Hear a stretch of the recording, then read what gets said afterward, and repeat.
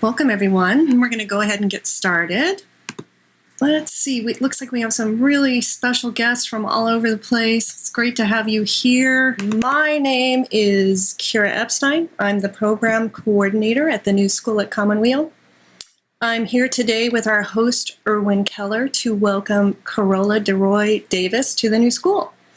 We're so pleased to co-present this conversation, exploring West Marin's history in radio communications with the Bolinas Museum today. Thank you to Jennifer Gately and Elia Hayworth for their help getting the word out about this event. I'd also like to thank the folks at Stinson Bolinas Community Fund and all of you for your donations in support of this series of conversations. We're recording this conversation and we'll have produced audio and video files on our website. You can also find and subscribe to get all of our recordings on SoundCloud, YouTube, Spotify, and Apple Podcasts. Ken Adams is behind the scenes, as always, helping us with production. And he also brings us a special short video today about the work that he's been doing at Commonweal, helping to set up amateur radio operations with a dedicated group out here. Thank you, Ken. And now I'm going to turn it over. Irwin Keller and Carola DeRooy Davis, welcome to the New School at Commonweal. Thank you so much, Kira, and welcome everybody. We have a lot of people in the room, and I know that word is spread among radio enthusiasts of all sorts and all ages, and really glad to have you here. I'm very excited about this conversation because I know so little about radio communication and have always found it to be such an enticing, magnetic mystery. So, Carola, let me introduce you, and then we can dive right in. So, Carola, I'm going to speak to you, so that way you can correct me on anything I'm getting wrong. You were the collections manager for the Point Reyes National Seashore archives for 18 years. You curated and cultivated research and exhibits of the park's collections until your retirement just a few years ago. And this work blended your love of history, books, and the outdoors. Before that, you were an archivist at the Bancroft Library at University of California, Berkeley, while you were completing your MA in library science there. And before that, you were a bookseller. And before that, you were a farmer. This is the biographical archaeology of Carola DeRooy Davis. Your main research interests are, if I'm right, the history of Sir Francis Drake's landing on Point Reyes, the Native American history of Point Reyes, and the history of maritime radio. You spent 16 years assisting the Maritime Radio Historical Society, a nonprofit park partner, which restored the wireless stations that we'll be talking about, and restored them to living history sites. In 2014, you coordinated a year-long series of events and exhibits celebrating the 100th anniversary of the first transmission from Bolinas to Hawaii, including an exhibit at the Bolinas Museum, which is co-sponsoring today's conversation. You're the co-author of Point Reyes Peninsula, Olema Point Reyes Station, and Inverness, which is part of the Images of America, California series. That's the one I think we all see it when we travel, those sort of sepia-colored paperback books that give history of sort of micro regions. I think you are a kind of transmitter yourself. Your calling is to gather stories before they are lost and deliver them to new ears. I think I'm right about that. And you now live in and are Zooming to us from New Hampshire. So welcome, Carola. What a pleasure to have you here. Thank you. Well, we're here because of your curiosity, as you said, and I wanted to chat with you because a lot of people I've found don't know about the history of radio in West Marin, and it's very it's my passion to pass that on. Well, I'm thrilled because I've been connected with the Commonweal community for 7-8 years now, and I see the transmitter towers and I see RCA on the building that Commonweal sits in, and I see the old building number 1, the ruin on the cliff, and they're marvelous and they're mysterious. So I'm wondering if you could start by just telling me what I'm seeing. What am I looking at? Well, the ground on which Commonweal now sits was once a very large acreage, and originally it was a barren, flat plateau, not a tree on it, and Marconi was scouting for a place to build his new intensely powerful station that he wanted to cross the Pacific and finish the chain around the world of stations. So communication can go around the entire world, and there had to be, stations relaying to stations to make that happen. And the planning and the building took place in 1912. It was a farm before that, and a large 700-acre farm. And if you can imagine back in 1910, communications were kind of limited to newspapers. There was telegraph, but it had to be wired and it had to go from place to place, so it was rather limited. And, the telephone was in the same, it couldn't really reach that far.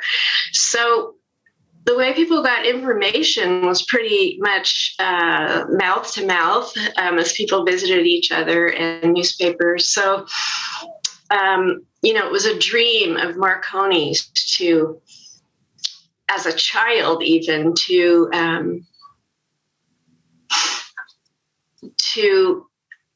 understand electromagnetics. He studied physics in school, and he was really interested in that. And his father was a large landowner, and in Italy, where he was born, and wanted his son, of course, to, carry on the family business. He was the only son.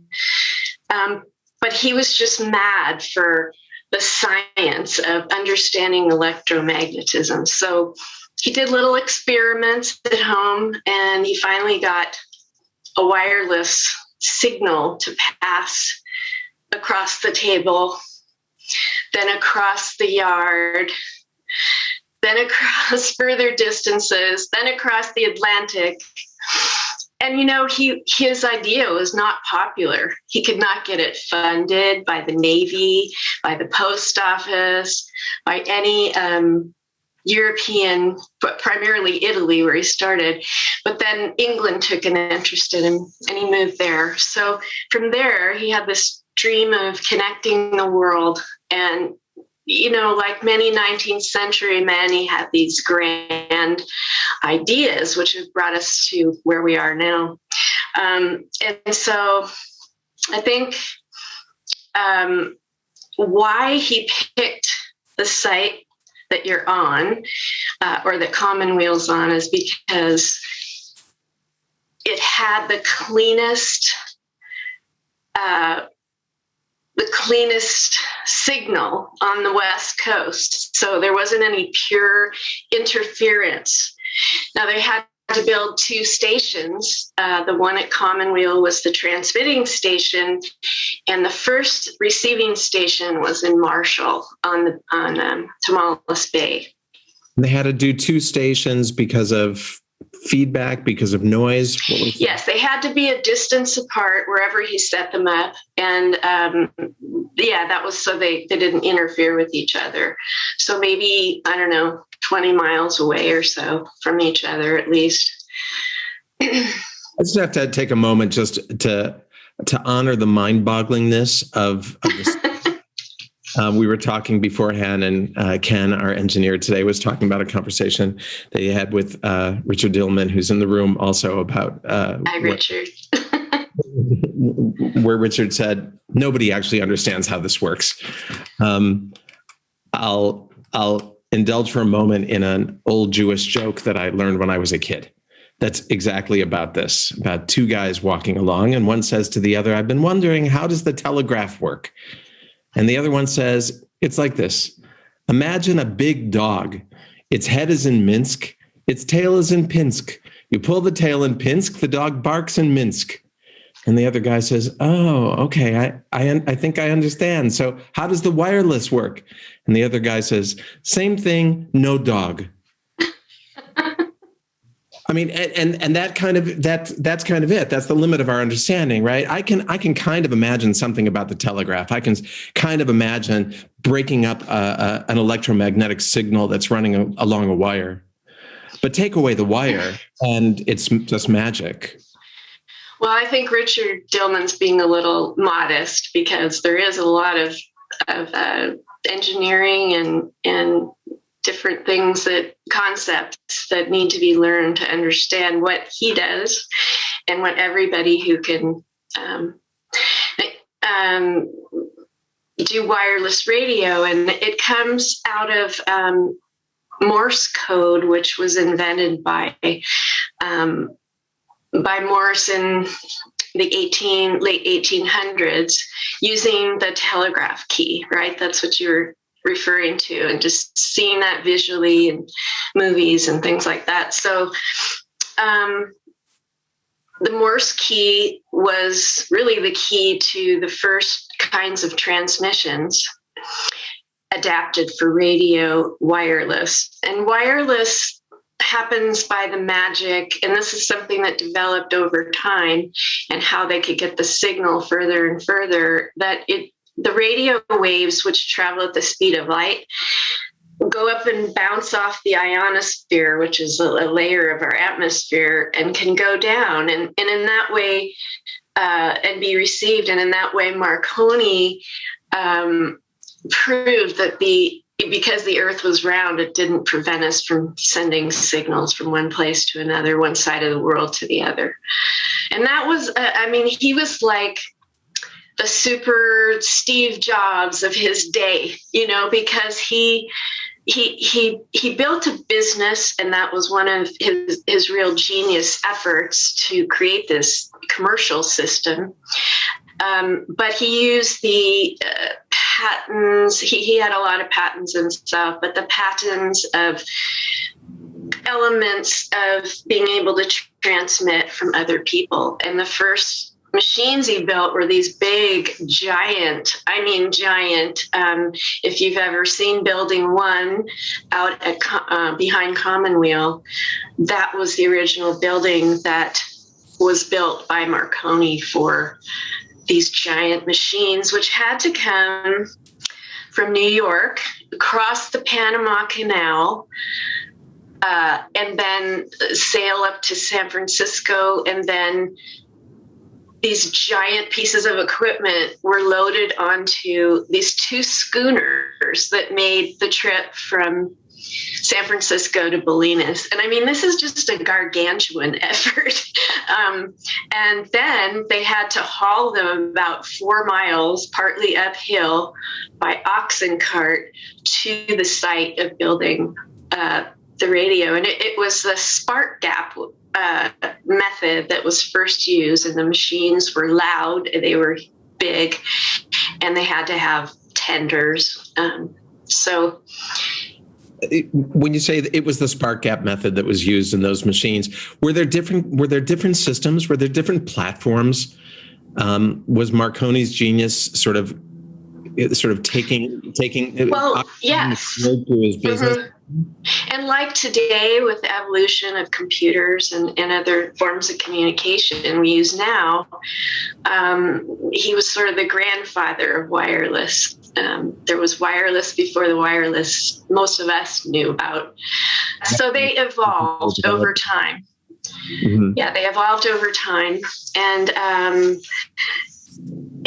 what's in the station now is kind of the last version of equipment to transmit at Bolinas when the station closed in 1997. So it lasted, 80 something years. So it was a very viable form of communication for point to point, which is a land station to a land station. And later on, it became a coast station that could go from ship to shore, which relayed messages to ships. And you can imagine getting on a ship before, 1905 or 1910. And there was no way for anyone to communicate with that ship until it arrived where it was headed for. And, many ships were lost and never heard from again. So it was difficult. How this changed the culture of ocean voyaging, and also the utility of ships, the way ships could be used, including the way ships could be used in war, which is often how technology develops, is through war efforts. Mm-hmm. But to be able to have real-time communication with ships at sea is really a remarkable leap. Yes, and Marconi's equipment was aboard the Titanic. So he manufactured equipment in New York in a factory, and all of the ships started having these sets that they can communicate to the land-based stations, and Bolinas had an extremely strong signal, and its goal was to reach Hawaii and then for Hawaii to reach Japan. So he simultaneously built both the Bolinas and Marshall Station and 2 stations in Hawaii that were going to be the first transmission across the Pacific.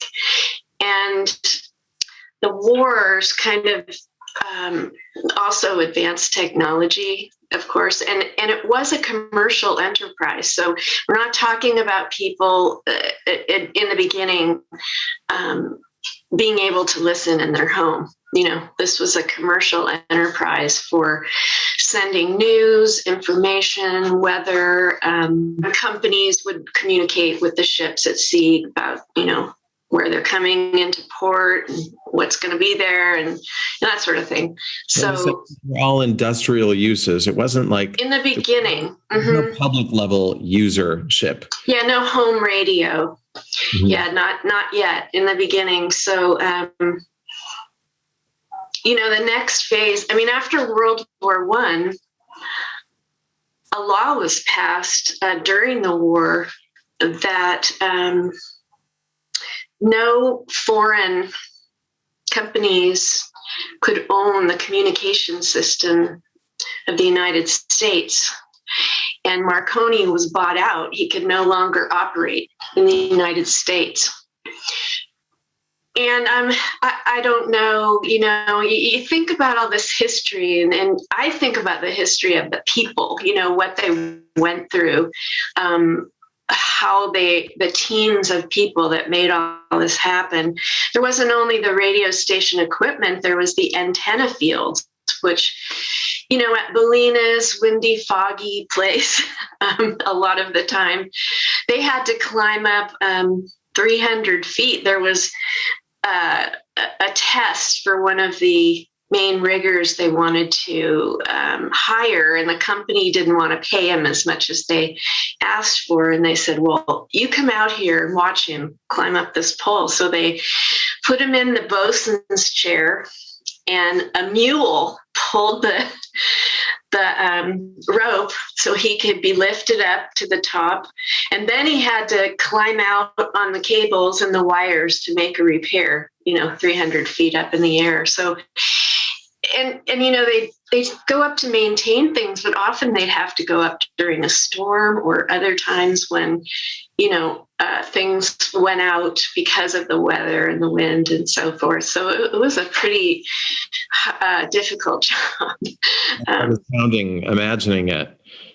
So what happened after World War I was that the government decided to form RCA, the Radio Communications of America, and take over Marconi's stations. And first, during the war, actually, the Navy took over the stations. And when the war was over, this whole changeover to RCA began. And, Marconi wasn't there all that long, from 1914 to 1920, so only 6 years. So RCA was a government initiative. It wasn't private enterprise? It was. Mm-hmm. And they also teamed up with innovators like General Electric and some other industrial companies that were needed to manufacture and do the things Marconi had done. And they had a new technology after World War I, which is the Alexanderson alternator, which there's only one left in the world that operates, and it's in, I believe it's Sweden. And they have a site similar to Bolinas, but they actually have one of the world's only operating Alexanderson alternator. So that became the technology for a while. What does an Alexander alternator do? It provides the energy and the electricity to power the transmissions. And it was bigger than the spark gaps, I believe. And I hope Corporation of America, RCA. Does Radio Corporation of America, yeah. So what happened to Marconi after RCA? Was he still involved, just not the owner, or was he out of the picture? He was out of the picture in America. And I'm not sure after the war how other places in the world, because at Chatham, hello Chatham friends, there's an album of the time when Marconi was building stations all around the world. They were in the jungle, they were in, really remote places to get a clear signal. So I'm not sure after the war. I think I can't really remember right now what he did after that. Well, it's remarkable the epic nature of the effort to connect up the world through communication. When you think about, I look at those towers in Bolinas, the transmitting towers next to Commonweal, and they're astonishing. They're huge. And when I think about those getting built however many miles apart around the world so that there can be worldwide communication, the Marconi's vision was that grand, was that ambitious. It's remarkable, Mm-hmm. That and he was, once he believed in his idea, and his mother was a Jameson from Ireland, and his father was Italian, and she was related to the Jameson Whiskey Company, which had been established in Ireland for, many hundreds of years. And the father-in-law loaned Marconi money to keep his enterprises going because his father didn't really believe in his dream. And when Italy kind of put him down as his invention was not useful, he kept on. He kept on, and he borrowed money and developed equipment, and eventually he was given patent number 7777 to patent his inventions. And there were lawsuits later on over certain patents.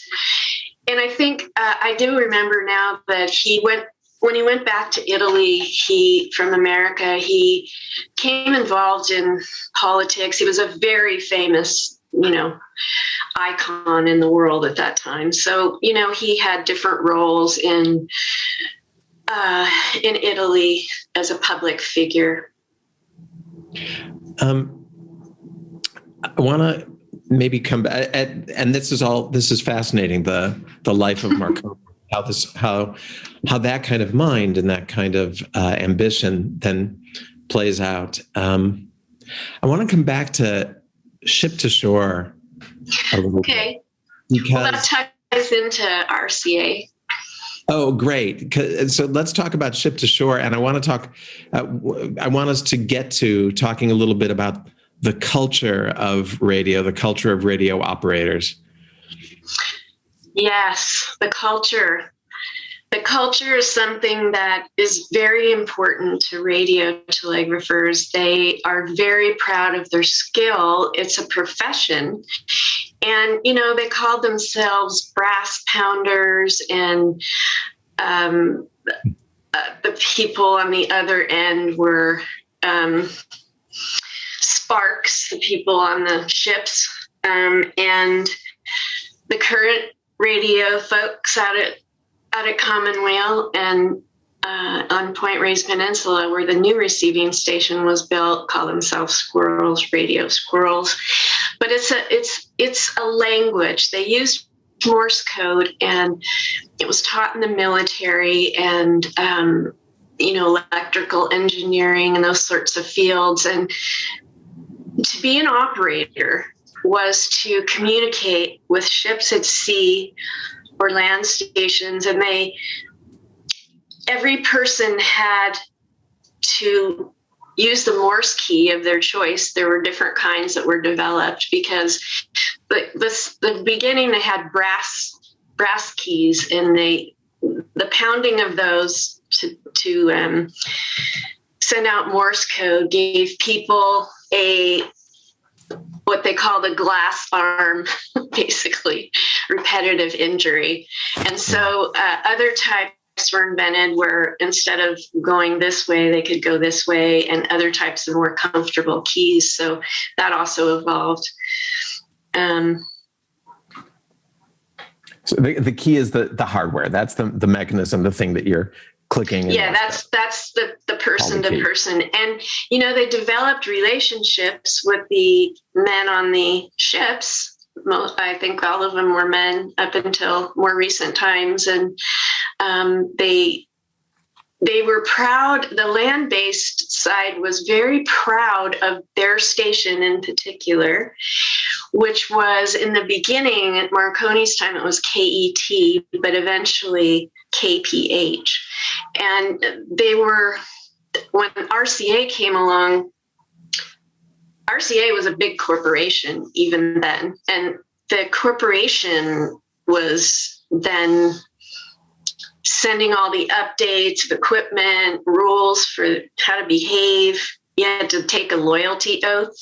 I mean, it was serious business. And they expanded on the ship to shore. And in 1930, I believe, RCA hired David Sarnoff to principally take over the company in its many aspects. And he developed a branch, RCAC, which was the ship-to-shore division. And I think because Morse takes an effort to learn, and it's like any language that you're not a native to, it's mysterious. It's, the dots and dashes and the da-dis and the da-das are something that takes a lot of practice. And sometimes they could send up, now this might be wrong, but 100 words a minute, which is a lot when you're doing the individual letters. So, and of course, there's no recording of it, right? So the person on the ship receiving is transcribing in real time. Right. At 100 words a minute. Yeah. So, and they could, because they knew Morse too, they could just listen. But they did, write down, telegrams were sent. Even later on, telegrams were sent to people on board ships that were passengers. They could receive mail and, messages from home. You mentioned to me that that different Morse operators would have their own hand, that they could recognize each other. That's right. I guess it's kind of, I equate it with handwriting in a way. Like we all write the same words, but, we have a little but different handwriting. And maybe it's because our hand is related to both, I don't know, but operators could tell when they tuned into a frequency which operator they were talking to most of the time. Mm-hmm. And they had their own style, just like people speak too. Some speak fast, some speak slower, and all the mutations of how we express ourselves. But, they were mostly keeping to the business of the day. They were keeping to the business of the day, but I also don't want to underestimate sort of what that connection might have felt like. I think over this last year of isolation from COVID, I think we all have a sense of the sort of risky edge of isolation, and can imagine like what that might have been like to be on a ship in the middle of the ocean with no land in any direction, and to be able to get word. It's business, but there's also something sort of deeply human about.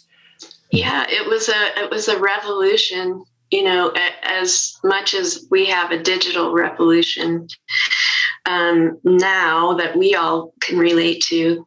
And there were relationships that were made too.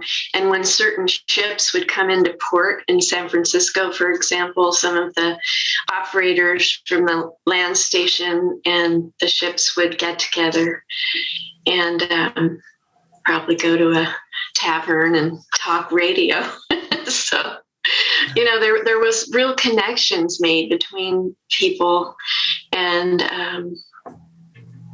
it was more, the personalities of the people who were radio telegraphers were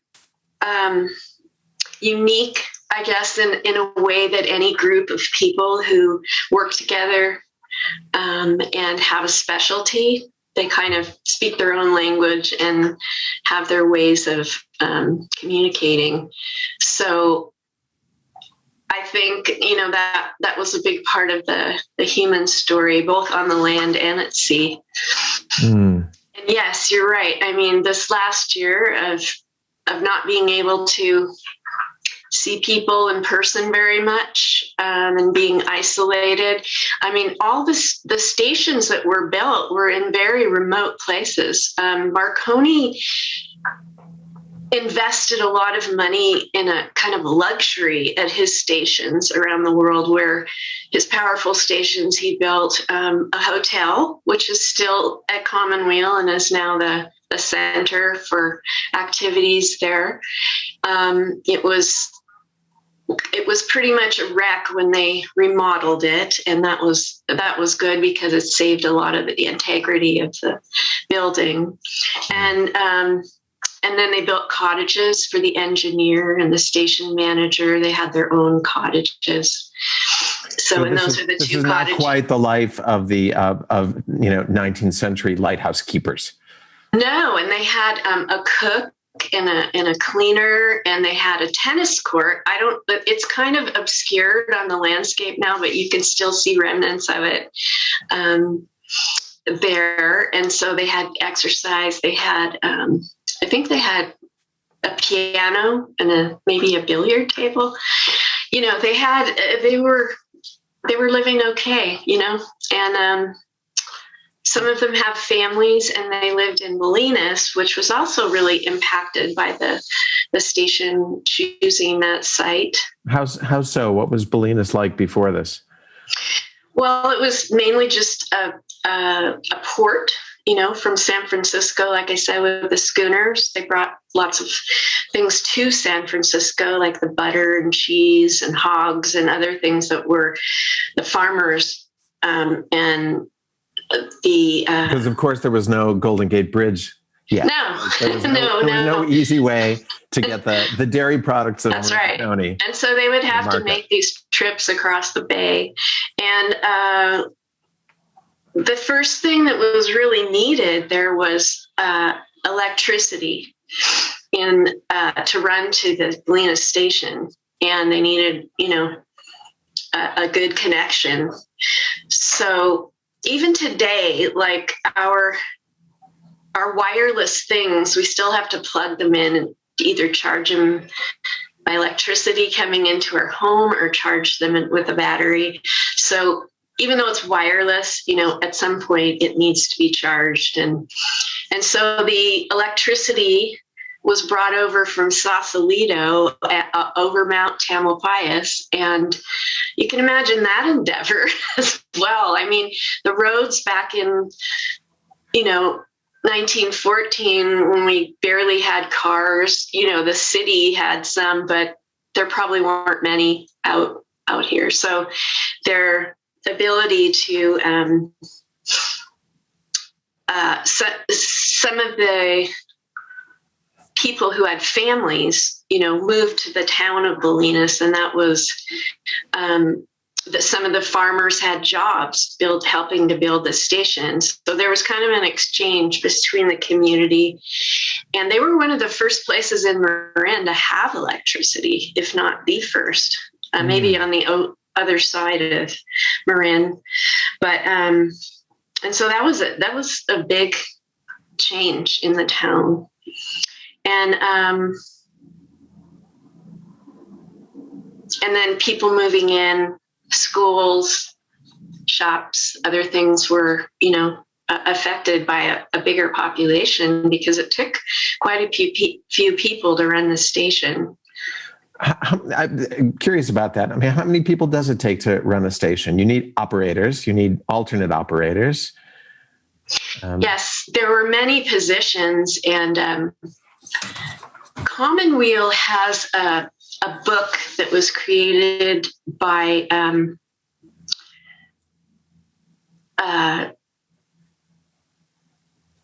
employee at Commonweal early on. Mm-hmm. And he had there were a lot of papers left in the facility, and he'd gone through them, and there was a list of employees during the time of Marconi, and I would say there were maybe 30 people on it that worked full time. And then they were always coming and going. Some people didn't like the isolation, just like lighthouses. I think it wasn't for them, but they weren't all telegraphers. They were, like I said, the antenna crew. The maintenance people, the cooks. Maintenance people, yeah, all those folks. Burr Hanneman is wondering if it was Michael Rafferty, maybe, who. Yes, Michael Rafferty. I'm sorry, I couldn't recall his name. Yes, so he saved some of the early papers, and I took on the job while I was a park employee as an archivist to archive all of the existing records. When I came there, I think I started in 2002. I gathered up or left in the station all of the official records of what had happened, the blueprints of the station, the communication from the home front in New York and then in San Francisco. And it tells the fascinating tale of the business efforts. And, sometimes they had employee strikes, like in the 1960s. There were many things that happened in the development over time. How long did the RCA station operate? Until when? When did it? Until 1997. So it was, and most of the action moved. I didn't say this yet, I don't think, but after World War I, later on when RCA took over, transmission went from long wave, which was in Marshall, and they had huge antennas there too. And if you've been to the Marconi Conference Center, that was the original receiving station that Marconi built. There's also a big hotel there and cottages and power stations and everything. So now it looks very different than it did then. It was just a little fisherman's cove at that time, and the train went right by in the late 1800s. So that was handy as well. But then the shift to shortwave. Yeah, then they changed, the technology changed to shortwave, and RCA built a new station, and they also built this building that Commonweal is in, that it's not built by Marconi, it was built by RCA. So they moved what equipment they needed to that new building, the new technology, and sort of, abandon the other building one, original Marconi building. So that, operations were kind of trimmed down to the necessary components and people. And that's when the ship to shore really began flourishing. They abandoned building one for technological reasons, or because the cliff was arriving?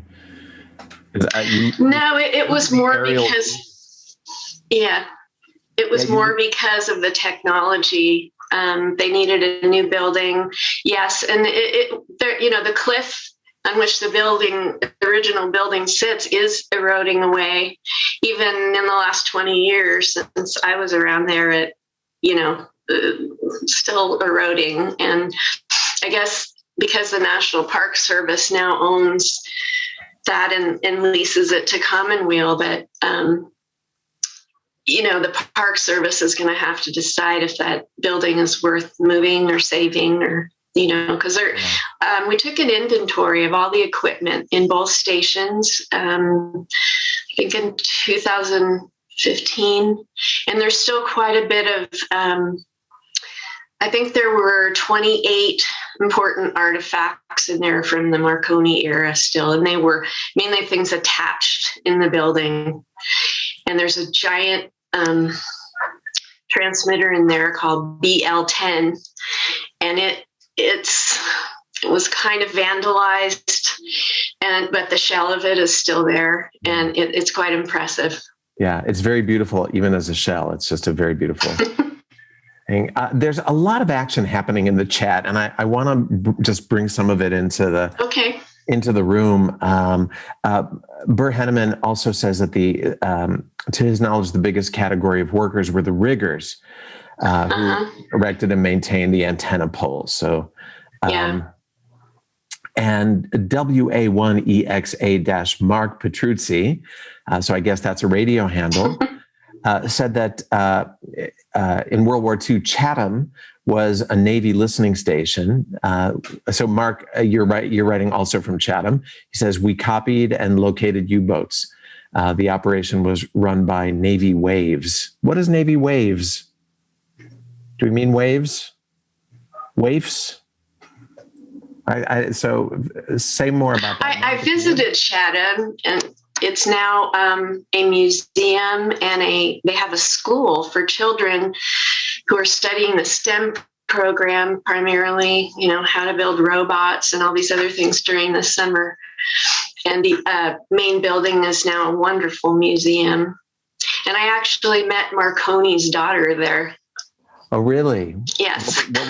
What was that experience like?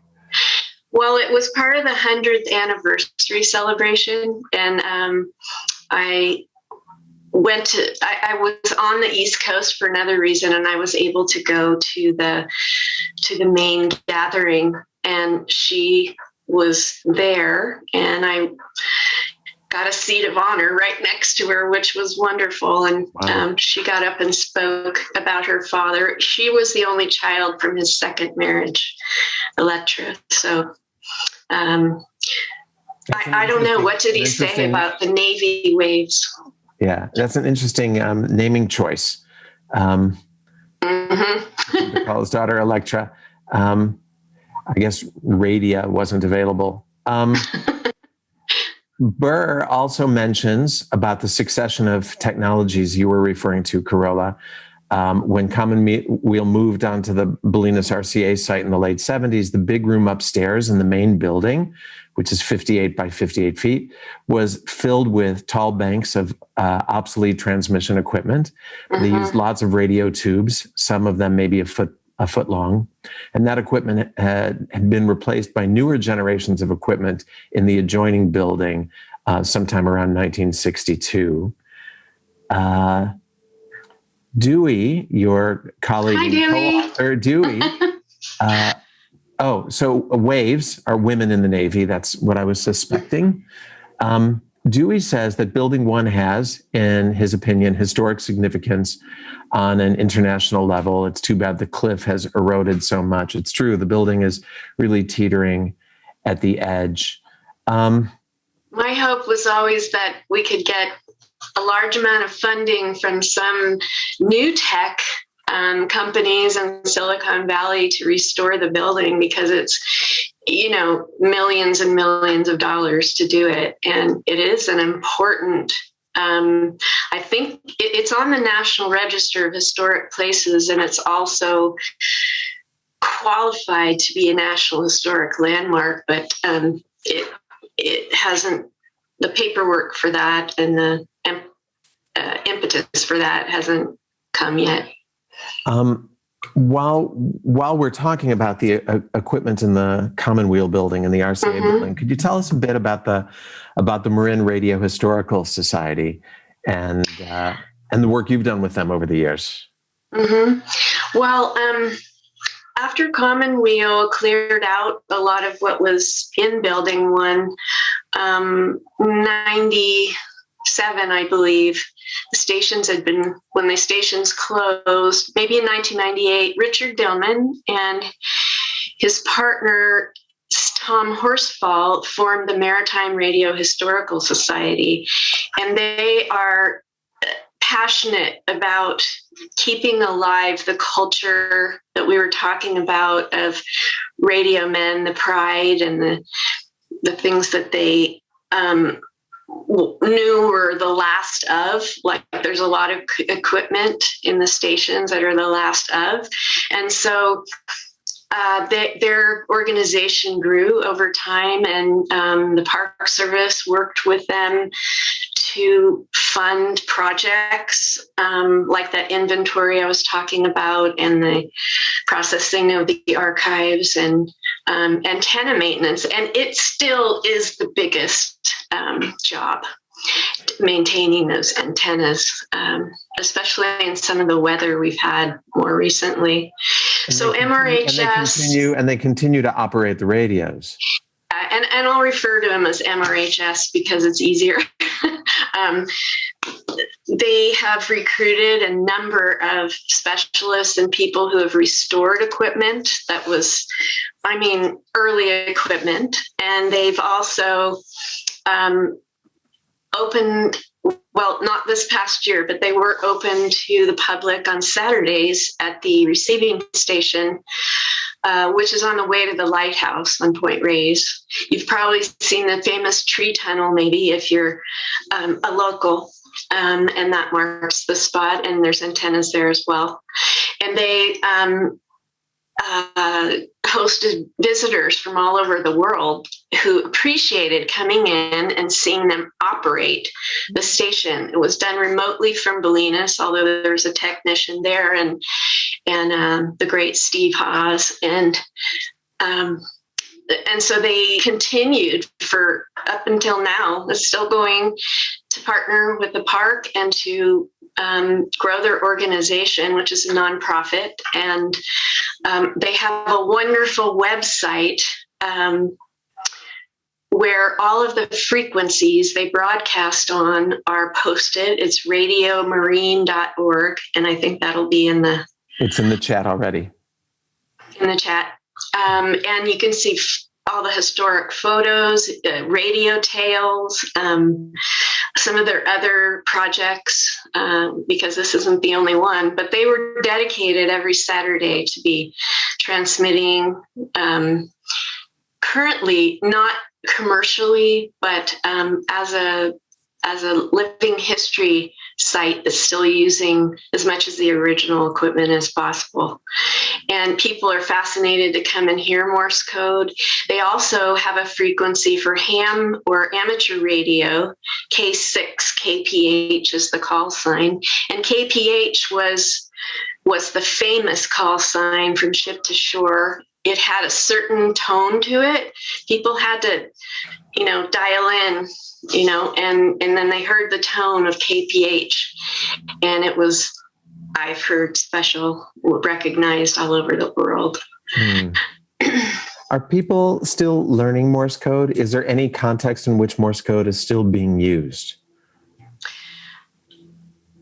I've heard that the American servicemen of all of the country are not being taught Morse code anymore because we have other forms of communication. And so, satellites and so forth. So I don't believe it's being taught there. I know the Boy Scouts don't teach it anymore. And so it's kind of a dying language. And that's something that's so important about the station now, is that there are people all over the world that will send messages to the station, say on a Saturday. Both Gordon and Rob. And also, in the ham community, there's also Morse being exchanged. So that's a way for ham or amateur radio to connect. And they've been out to the station on some of their big occasions to set up their equipment. And ham radio is important for West Marin because in disasters like floods or fires like last year, sometimes, especially in the case of floods, part of West Marin was cut off up Inverness Way, and ham radio was the only communication available. Mm-hmm. So it's still an important skill. And some people communicate by CW or Morse, but others, are communicating by voice. So that's, a very diverse. People join ham for very diverse reasons. There's a lot of chat going on about Morse code and about amateur radio or ham radio, and Rob is saying Morse still has performance. Rob, say more what you mean here. Performance difficult to achieve with digital methods. So maybe you can put a little bit more into the chat about that comment. And Burr is mentioning the PH in KPH. The call letters came from the Palace Hotel in San Francisco, where the station was originally located. Yeah, the KPH call sign originally belonged to another station, actually a couple of different ones, and it went from the Palace Hotel until the 1906 earthquake, when the Palace Hotel was just destroyed, basically. And then it moved to Green Street up in North Beach, and then it moved to Daly City. So all these different companies, there was a lot of, like our early computer systems, a lot of people competing to run their own stations. And so then it came from KPH when Marconi brought it to San Francisco. He had a unit on Market Street in San Francisco where he could send telegrams and that sort of thing. And then he decided on West Marin as, and when I say he, I mean his workers. He personally, I believe, came to Marin to help site the stations, but I don't believe he ever came back.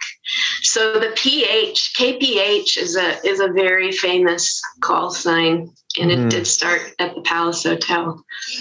So Rob Rollins in the chat is explaining that Morse code, while simple, is very good in weak signal environments, and that brings us back to what you were saying about what happens in times of disaster. If communication grids go down, how do we organize? How do we pull together? How do we communicate with each other? What is the role of amateur radio in our resilience? And I know this is something that Commonweal is looking at a bit in terms of thinking through resilience, both globally but also in West Marin. And Ken, who's engineering today, put together a video about some of this radio resiliency in West Marin. I'm wondering, Ken, if this might be a good moment for you to offer the video, and then we can pick up talking about it when it's done. Hi folks, this is Ken, KM6WYJ, and I'm just about on the final approaches out to Commonweal, the old RCA building, the Marconi transmitter location. We're going to show you a few things here in a minute.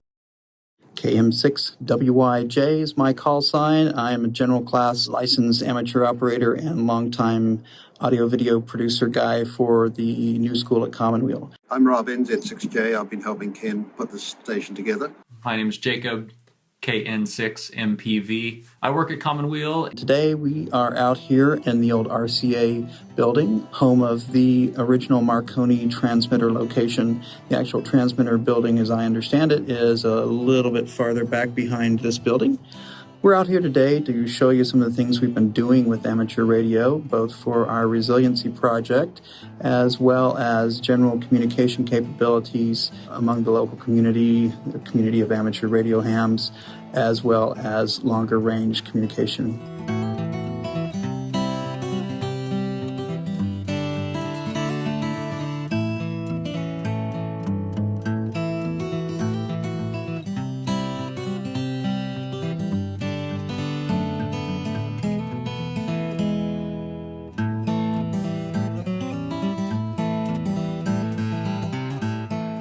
Obviously, there's gain in this for me because it gives me a low noise site to listen to. We've got a wonderful station here, and hopefully lots of people get to be able to use it. That's what it's all about.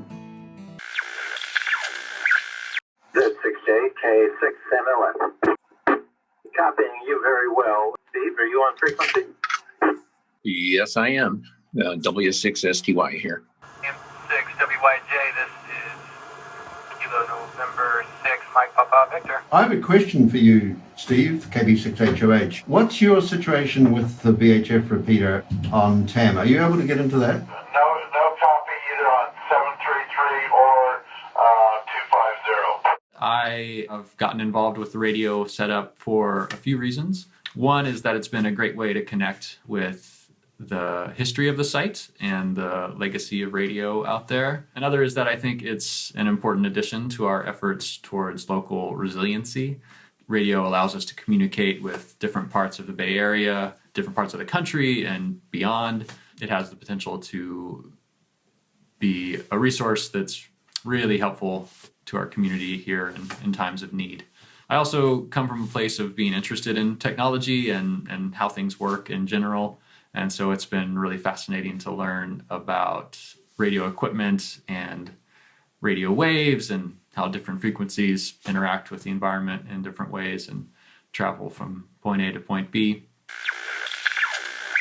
AI6EE, AI6EE. This is NZ6J at the Commonweal calling on 3610. How copy, Bob? NZ6J, this is Alpha India 6 Echo Echo. You are about 10 over.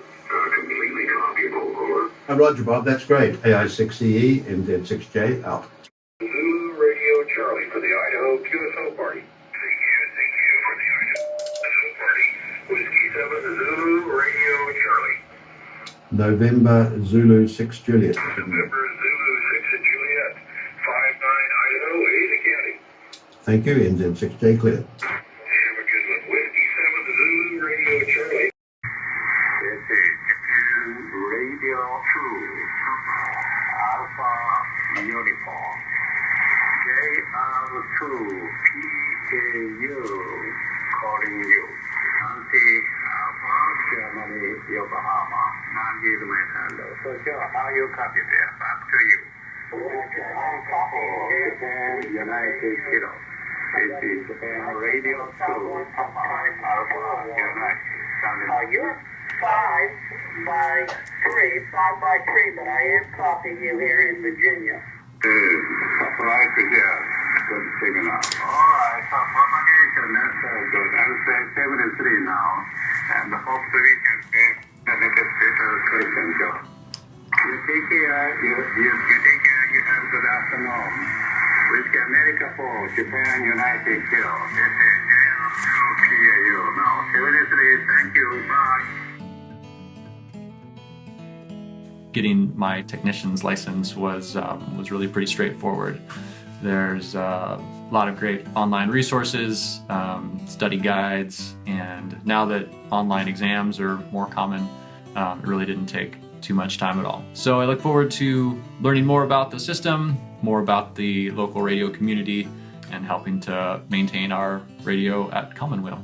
Okay, what we're doing today is showing how ham radio can connect to the internet over radio. So what we're going to do, we're out here at the Commonweal in Bolinas, and we're going to send a message onto the internet addressed to Ken's phone.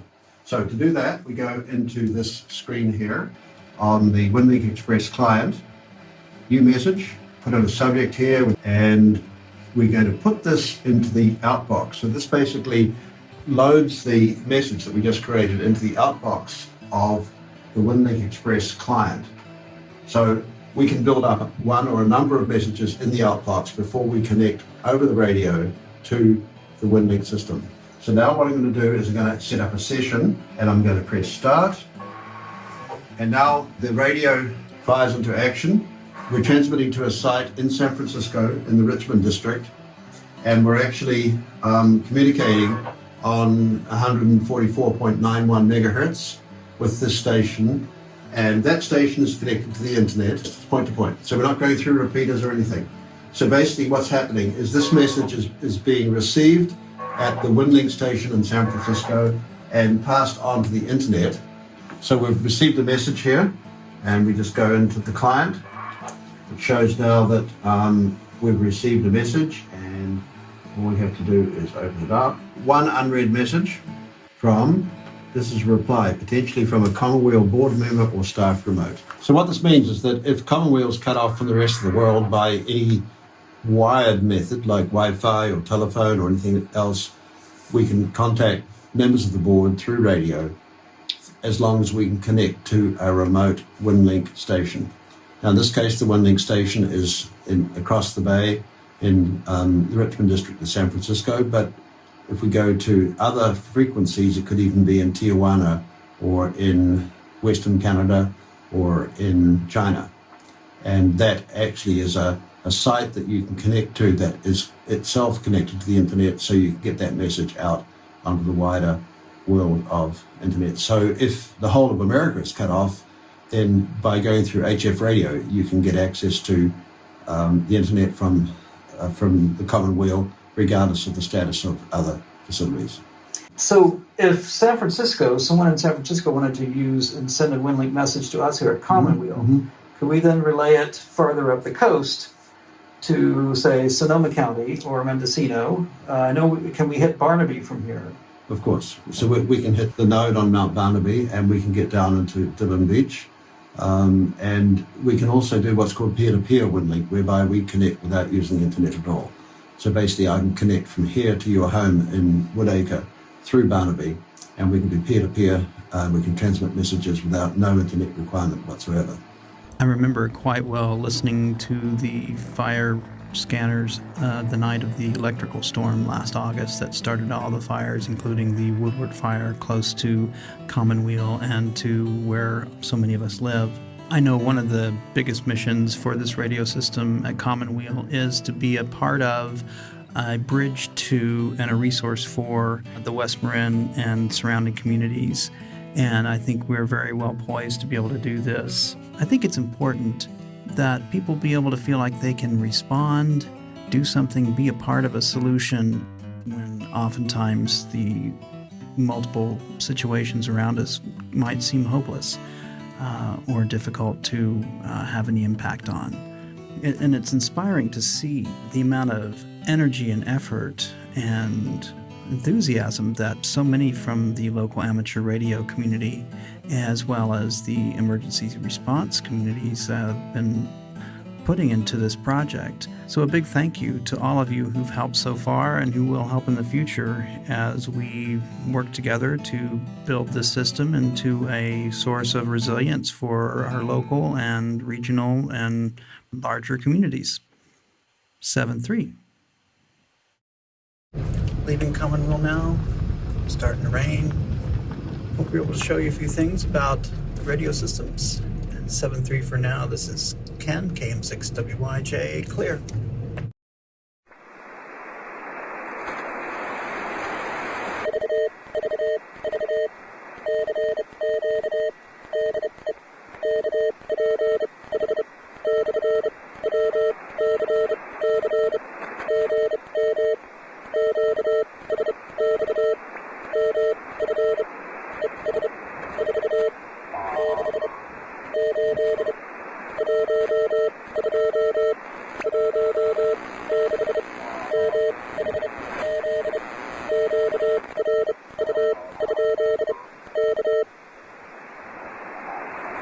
Thank you, Ken. That was gorgeous. Really, I think a lot about, I think since we've been having the fires we've been having and even the pandemic that sort of raises our adrenaline levels and our anxiety levels, I think a lot about what will happen if the grid collapses, what will happen if communications collapse. And this was very exciting to see that, like, you're going to still be sending emails through your amateur radio, through a link up with your amateur radio. And that I'm having an emotional response to that of comfort. I'm grateful for that. Carola, what are your impressions? Is there anything that this raised for you around? Well, like I think I mentioned before, that there, during times of disaster, especially that communication method is just great. I'm so impressed that you were able to build a really good station. I know that back in maybe 2001, or so, the Richard Dillman and the radio club that used to exist, amateur radio club in Point Reyes, worked with the fire station in Point Reyes to install a unit as well. And so it's like you're covered in the south and the north with that two systems. And I'm pretty sure it's still in place. And I don't know exactly how it's used, but Richard would know. Mm-hmm. This might be a good, we have about 15 minutes-ish left, and it might be a good time to, if folks have questions they want to ask or comments that they haven't made, really feel free to put them in the chat. I want to bring in a message that I got from a cousin of mine. Since we announced this, I've been hearing from more and more people about their connections with radio. And a cousin says, my father, as a young boy, built himself a crystal radio. And at age 16, he took a test to be a radio operator, which included Morse code. He signed a paper stating that if a national emergency ever occurred, he would be involved until the emergency was declared over. And so the day he graduated high school, he was drafted into the Navy, was the radio man on a ship, and continued until after the war was over because it was still considered a national emergency. And he had once decoded a message that Japan had attacked Pearl Harbor. So that is her story, the story of her father. Let's see, there's some questions. Taliesin asks about conspiracy theories out there that this place and the current Coast Guard station in Bolinas have huge metal plates set underground. Have you heard any of these stories and where they might arise from? I have, and I believe it's not a metal plate, but the station is grounded by having a lot of copper, like almost a copper net built all around the building, top of the building. to help interfere with interference.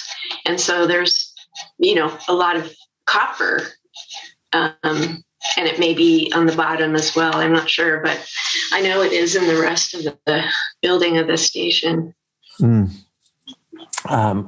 Rob is mentioning that grounding is super important, I imagine, with the copper.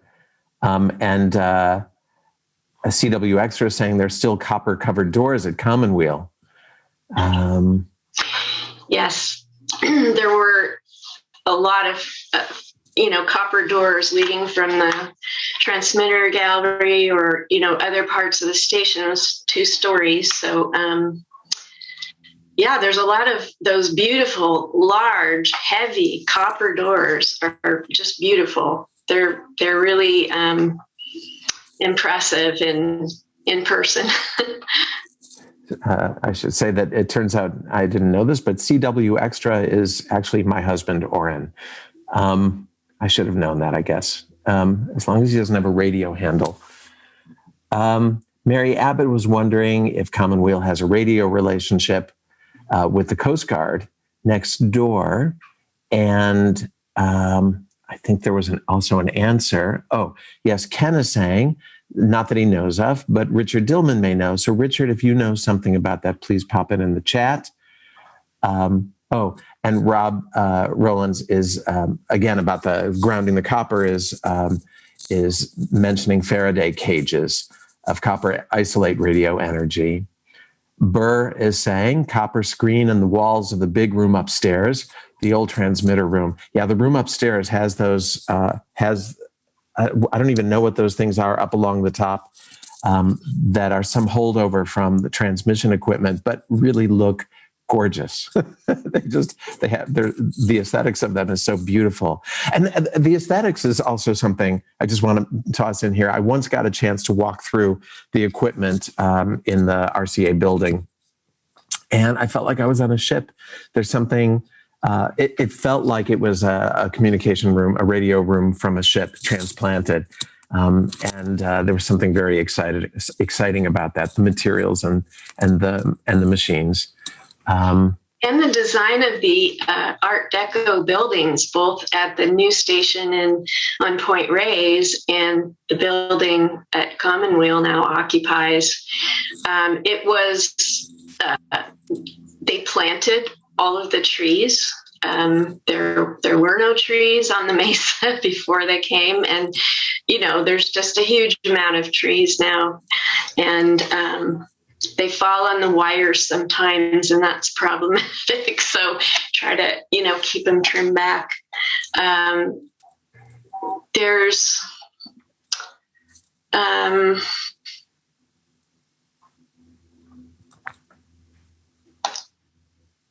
grounding wire. Oh, Burr saying something else. Hi, Burr. Burr is saying that the RCA folks told him that in addition to the huge quantity of underground copper grounding wire, there's also a large copper plate underwater, just offshore from the original transmitter building. That's right. I do remember reading about that. So it goes down the cliff into the sea. And I'm not sure how that helps. I'm sure one of the radio folks would know. And I just have to call out the MRHS because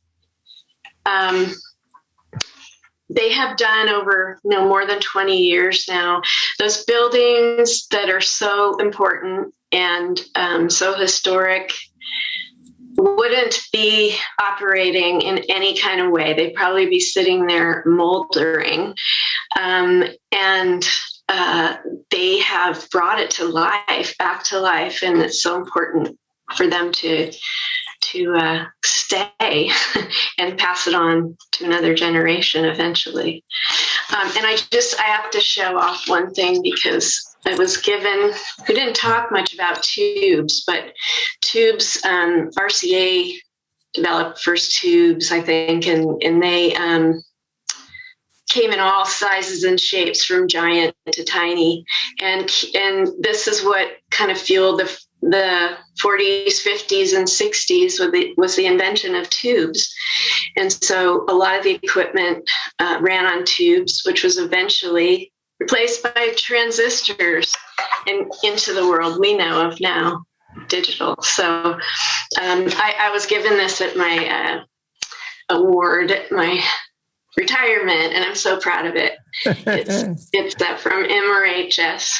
Here, I'm sharing for a moment an image. I hope people can see this. This is, these are some tubes. That's one of these tubes. One of those in place in the RCA building back behind Commonweal. So thank you, MRHS. This is still, means a lot to me. Mm-hmm. Here, I can actually, if it's okay, I can actually show you a couple of shots that I took, pictures I took when I was there, which I hope was okay that I did. I think it was okay that I did. But just so people can see what I meant about it feeling like being on a ship. So this is right in Bolinas. And here. This is the control room. Mm-hmm. Where everything is tuned in and relayed back to the receiving station or received from the receiving station. And you can see also just the immensity of the equipment. Yeah, these are some of the older transmitters from the 40s and 50s, and a couple of them have been restored amazingly because they actually found the plans for them and had talented people, I think some from Silicon Valley, come and repair them. And it took, I think, a year for one of them, and they just kept at it, and it's working. Yeah. Let's see what else is going on here. Rob is saying, isn't the control room at Point Reyes, not Bolinas? These pictures are from upstairs in Bolinas. Yeah, that's right. And Oren would like to know, are there any antennas left from Marconi's days, and where were they situated? The antennas now are newer, is the question. I believe there's one in the remaining radio farm out in Bolinas. But newer technologies also, there were more different kinds of arrays built, antenna arrays that were directional, and the remnants of those, they're still there. And I think that's the only one. Richard would definitely know. So, and maybe not. There was a 300-foot metal pole there that was the original pole. That was the highest one, but that was removed. I want to maybe, we just have a little bit of time left, but come back to you. Because, was there anything in your youth that would make you think that this would end up being an area of expertise or, archival interest for you? Like this would end up being a place where you would dive in and spend so much of your intellectual and emotional energy? Childhood. Well, my brother, I think from 6 years old, was subscribing to electronics magazines, and he was like the flux capacitor and, all these new technologies that were coming out in the 1950s. But I was more of a reader, and so that had a big impact on where my career went. And when I first started at Point Reyes in 2000 as the archivist and museum curator, I didn't know a thing about radio, and it took me a while to understand the concepts of the two stations, and I started delving into the history, and on the 100th anniversary, we had a series for 3 months of different activities, and also I did an exhibit at the Bolinas Museum, which was really well received, and I borrowed things. We had things in the collection, but I wrote about the whole history, and I think a lot of it came together for me at that point. But I'm no expert, I'm interested in the human story, and I kind of understand how the electronics part works, sort of. I did get an amateur radio license as well, so I guess I knew at one time what it all meant. Yeah. And you're part of the human story of it now too, as are many of the people, the MRHS folks that are in the room at the moment. And that's why I was excited that your curiosity ended up inviting me to come and talk to people, because it's a little known cultural resource in the park. It is in the park boundary, and it's something that's just a passion for me now to be able to support and talk about. Maybe a last question here is, there was this overlap period when RCA was still operating and Bolinas was changing. All the people that came in the 60s and 70s, and the culture of Bolinas was changing. What was that, if you have a sense, what was that cultural change like? How did the RCA folks relate to the new people that came? Well, at the news station, they were definitely not well received in the beginning, and there were 2 floors in that station as well, and the point-to-point was upstairs, which the people that were there, and they had different equipment and different styles, and downstairs was what they eventually called the Den of Thieves. I don't know why that's the name, Richard, tell me, but they were a group of men, and the first woman, Denise Stoops, became a radio telegrapher, the first woman for RCA to be a radio telegrapher, and she had been in the Coast Guard and learned Morse there, and she still lives in Bolinas today. And so it was a close-knit group, and eventually when the point-to-point left, they tried to remember those big satellite dishes? It was kind of a short era of communication, those giant satellite dishes, and that didn't work out very well for RCA. So they just continued on with the ship to shore because it was still making money. And, they always were worried about, when's the end coming? and it did. Eventually, in 1997, Morse code was dropped as the standard in America for communications. So it was sort of like, yes, MCI took over RCA. There was at the end, like several stations that were sold to each other, and MCI was the last to close the station down. And the people who worked there were this Den of Thieves, it was so sad. Jack Martini was running the station as the manager, and he was a really interesting and terrific guy. Unfortunately, we've lost him, but he's, that dual kind of culture disappeared, and just the Morse code was left, ship to shore. Carola, thank you so much for being with us today. Thank you for being a transmitter of this history, the history and the lore and the excitement to new generations, and joining us in this, successor technology of your being across the country, and we're able to see your. That is snow out my back window, I want you to know. Thank you for joining us and sharing all of this with us, and thank you also. I appreciate being all here. Of the, all of the people connected with radio in Marin County who are in the room and have been sharing their excitement and expertise in the chat. Kira? Yes, thank you so much. Irwin and Carola, thank you for the conversation. And Carola, thank you for offering your time here and for all you've done to preserve the history of this area. It's fantastic. Thank you. Yeah.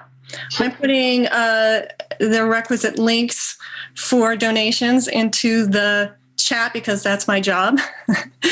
And I want to just ask you to consider making a donation to either the new school or the Bolinas Museum or both of us. And if you already have done so, thank you so much. It helps us keep these programs coming to you. And we hope you'll join us again next time. Irwin Keller and Carola DeRooy Davis, thank you for being with us at the New School at Commonweal.